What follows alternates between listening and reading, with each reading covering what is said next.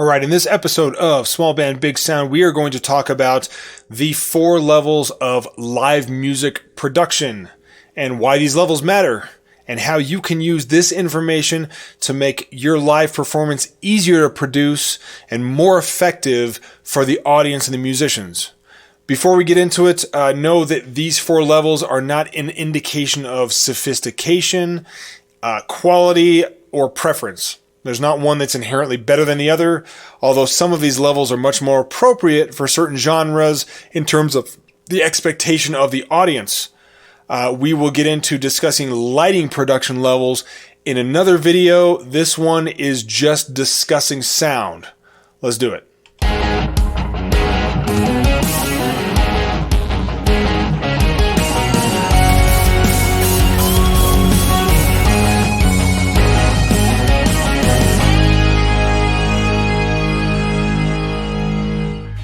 Alright, first of all, if you like this video, go ahead and give it a like, subscribe to this channel, and hit that notification bell to see the next one when it comes up.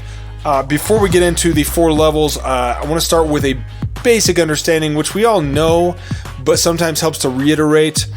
A live musical performance, it's simply made up of visual and auditory perception of the audience. What they see, what they hear, the combination of those things becomes live musical performance in their mind. And of course, they compare what you've just produced for them with their preconceived notions about what live music is, especially within the genre you're working in. These expectations will change based off that genre, of course. A classical fan, expecting virtually no amplification, where a rock pop fan expects a huge, big light and sound show in the whole 9 yards. All right, let's get into the list. These are the 4 levels of live music production and why they matter. Level 1 is acoustic. Level 2 referred to as amplified. Level 3 plugged in, and level 4 programmed. Level 1, acoustic. At this level of production, musicians produce their own acoustic amplification. They generally mix themselves. That is, they make individual decisions about when, with what style, and how loudly to play. They will respond to each other, to a conductor, who may indicate tempo, starts and stops, sometimes dynamics and style. Sometimes amplification is used at this level, although sometimes I argue that puts you in level 2. But sometimes amplification is used for a sound source that can't be loud enough on its own, like a vocalist or a chorus, possibly a stringed instrument with a wind ensemble like a guitar or violin. This level of production is most seen with groups using sheet music. And sheet music is, of course, given to each musician and gives a detailed description of exactly what to play. This level of production requires the group to be responsible for everything on stage. They're going to be responsible for the start, stop, tempo, mix, style, overall volume, all the responsibilities of the people that are on the stage. Now, level 2 we refer to as amplified. At this level of production, the band uses amplification on things like vocals, guitars, keyboards, drums, auxiliary instruments, horns and percussion, that kind of a thing. Guitars and keyboards often use amplifiers on stage to craft their sound and to hear themselves. Now, of course, with this level of amplification, we see the introduction of the main PA. PA used to amplify the desired mix of the sounds to the audience. And feedback monitors, like you see in my picture here, stage wedges, are used for musicians to hear themselves or others perform so they can respond with their performance. For instance, a guitar player might need to hear a lead vocalist to play correctly. This level of production equips the band to respond to each other in terms of style and tempo, much the same as an acoustic group, but the mix is now in the hands of a mix engineer. Right, a front of house engineer who has the ability to at least partially override the mix or volume decisions of the band. Now, level 3 referred to as plugged in. This level of production is very similar to amplified, but instead of using stage wedges as feedback for the band, these bands will be using in-ear monitors to hear what they need to hear. It's similar to stage wedges. Each musician gets their own mix of what they need to hear in order to perform correctly, but they're not generally affected by the mix needs of the other musicians. For instance, with the amplified level of production where you have stage wedges and amps, open air amps, if the keyboard player decides they can't hear enough of themselves and they turn up their amplifier on stage, everyone on stage and the audience usually gets more keyboard. The front of house mix engineer, and part of the reason, by the way, part of the reason that this happens is not only does that amp start making more volume on the stage, but the mix engineer at the front of house is usually dependent on that amp volume. So if a keyboard player turns up the amp, the mix gets more of the amp as well. But anyway, so that front of house mix engineer can usually compensate by bringing down the keys in the main mix. Although in some instances I've seen stage volume from players be so crazy that they're off in the mains and are still too loud. I'm looking at you, bass players. The musicians are on stage are simply stuck with more keyboard.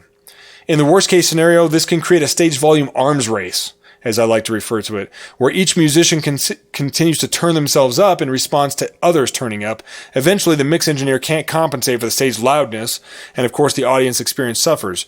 In-ears solve this problem by making sure that the stage mixes only affect the individual musicians. This level of production still allows musicians to adjust to each other's tempo and style, but of course it makes it a lot more challenging to respond to each other's volume. It also allows communication to the musicians from a sound engineer or a musical director who can now speak directly into the ears of the musicians without affecting the audience.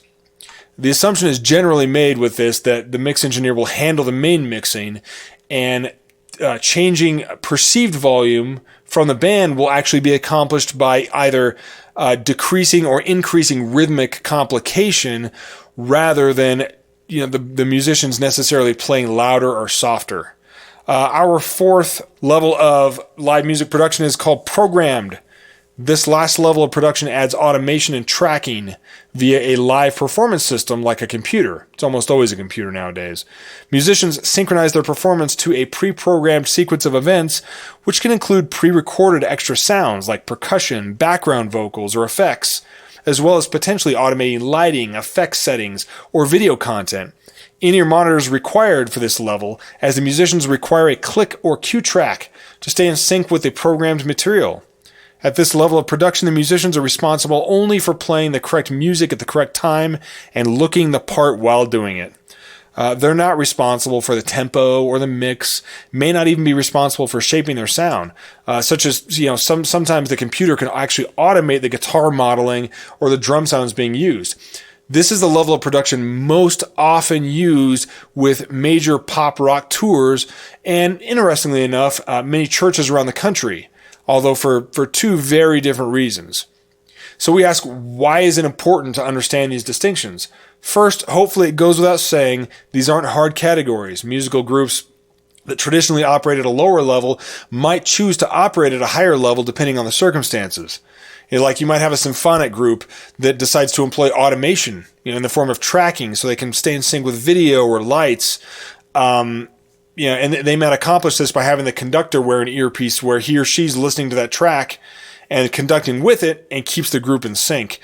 This would actually place this group at a level 4, because now their technical capabilities and the considerations are at level 4 required to do this. For our purposes, our focus will be, just a reminder on the production level, not the style of the group. That's really not what we're talking about. It's more what production level they're using. The distinctions they're important for 3 reasons when you're planning your show, working with your group. The first reason, they create a framework for how you will direct your musicians. Even within the conventions of a given genre, there are always different production paradigms that can lead to a successful professional performance. Different ways of doing things that can all lead to success. The musicians need to know what production paradigm, in this case, what level of production of audio production is being used, especially if it's not what they're accustomed to. For example, some classical groups are expected to follow the conductor's stick at all times, while some professional symphonies would sound the same if the conductor fell off the podium mid-song. Likewise, some rock bands have an understanding that they are to follow the visual cues of the lead singer, while others follow the drummer. Now, of course, a lot of groups follow the laptop. The point is that if you understand the production level you're working at, you can make sure the musicians know the scope of their role and put all of their effort into what they're actually responsible for. A violin player in a classical context, responsible for collective style and mixing in response to the rest of the ensemble, might need to understand that playing with an alternative electronic group, using in-ears and the whole 9 yards requires focus on playing the part with the programming and not trying to adjust the volume or the styling. These players will perform better if they know what they're not responsible for, which starts with seeing their role in context of the whole production. On a side note, there are psychological implications of pulling players out of their normal level of production, especially true with amateur musicians, semi-pro musicians. Anytime they're working outside of the expected production paradigm, that's something that might come into play. Don't have time for it in this video. We might get into it in a later video. The second reason why it's important to understand these distinctions, they help define the boundaries of your show. Prior to planning, writing your show, especially before buying equipment, it may be helpful to figure out the level of production you can work at. Defining your production level helps you determine what is possible for your show in terms of writing, choosing songs, and the audience experience. And you can really start either way. You can determine what level you're working at and craft the show within your production boundaries, or you can decide what kind of show you want and level up your production as necessary to match the needs of your show. If you decide to start with your production level and then build your show around that, you can determine what production level you should be at with what I like to call the 3 E's: expertise, equipment, and experience.